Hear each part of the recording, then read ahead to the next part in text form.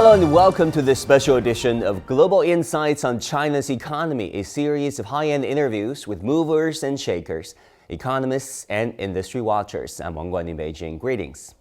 Our guest today is Grzegorz Kołodko, former Deputy Prime Minister of Poland and Professor of Economics at Kosminski University in Warsaw, sharing his insights on the Chinese economy and how it could drive economic globalization further.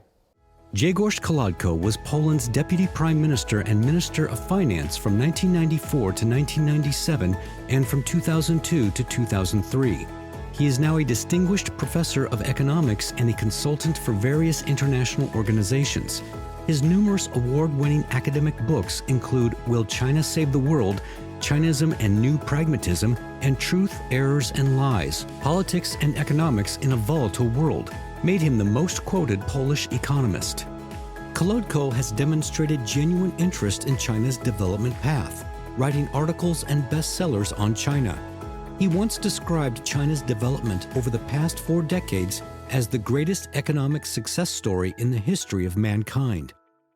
There have been concerns about the Chinese economy. If you look at the GDP figure for the first 3 quarters, the overall annual target of the Chinese government is for the economy to grow 5%. How do you assess the performance of the Chinese economy for the first 3 quarters?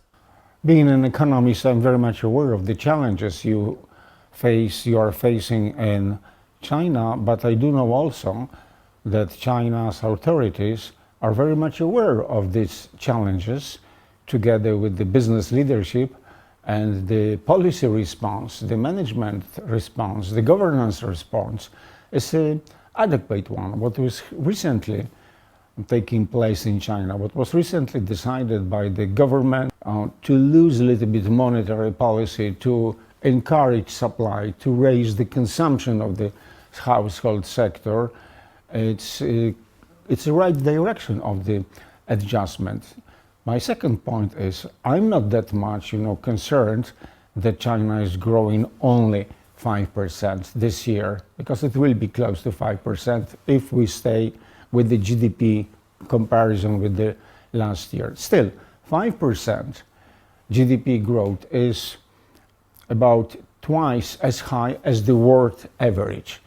5% is much more than we have the growth in the European Union. And in some countries, there is not growth at all. For instance, in Germany, the biggest economy of the European continent, there is already second-year recession. The output is going down a little bit, maybe this year by 0.2%. In the United States, there is a robust economic growth, but it is still much less than 5%. So again, depends how we compare. If we compare this year growth in China, measured by GDP, with what you were able to accomplish, say, 10, 20 years ago, it is much slower, but it is still firmly above the world average. So China is catching up, but at the slower race, because it's already at the higher level. For decades, globalization has connected us like never before, but this interconnectedness isn't evenly distributed.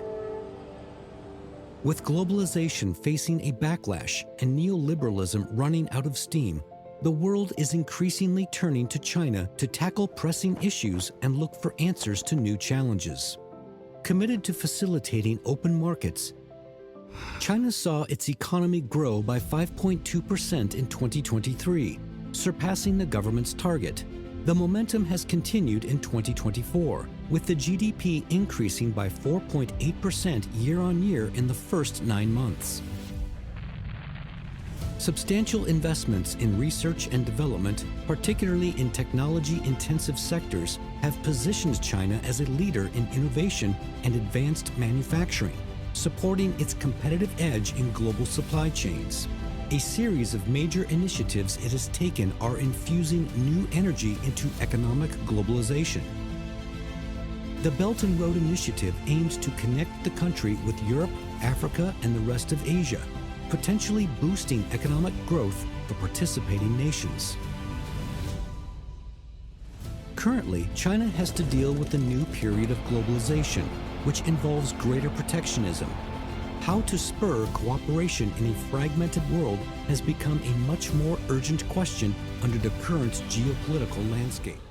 With the intensifying great power rivalry, there comes fragmentation of the world economy, supply chains, friendshoring, nearshoring, so on and so forth. Do you still believe in what you once called the irreversible globalization?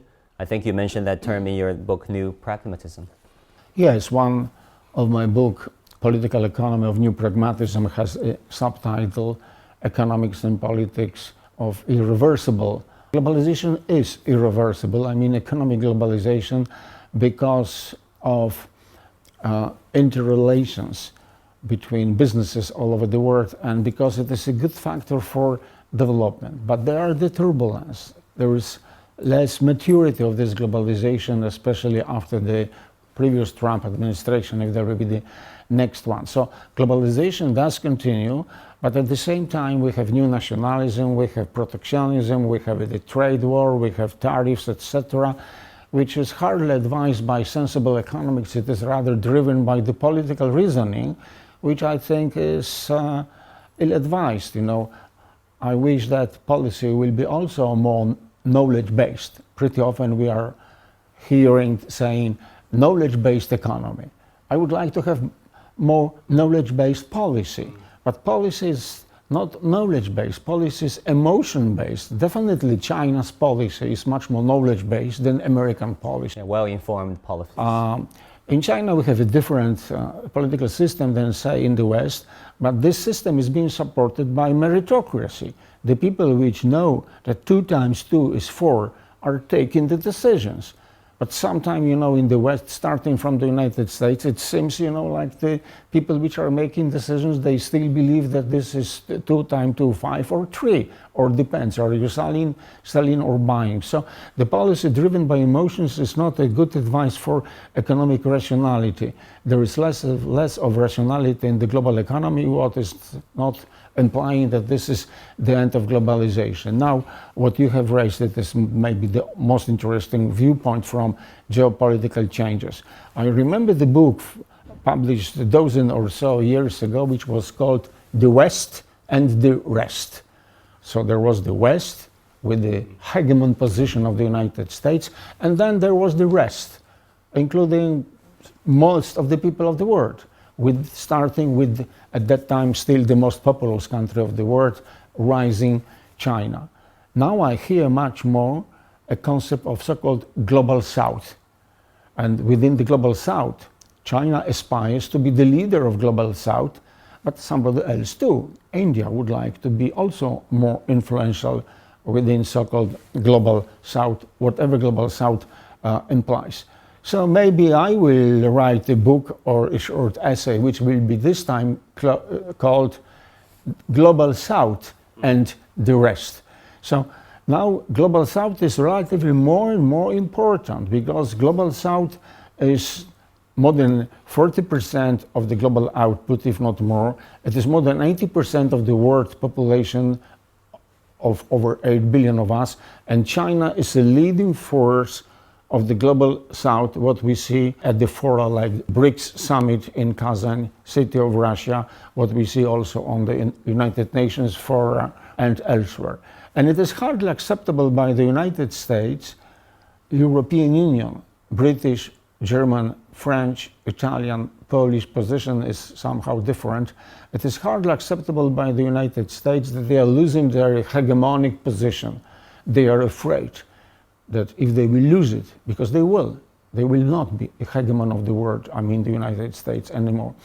This position will be taken by China. Do not make mistake. China neither wish or is able to be the hegemon of the world.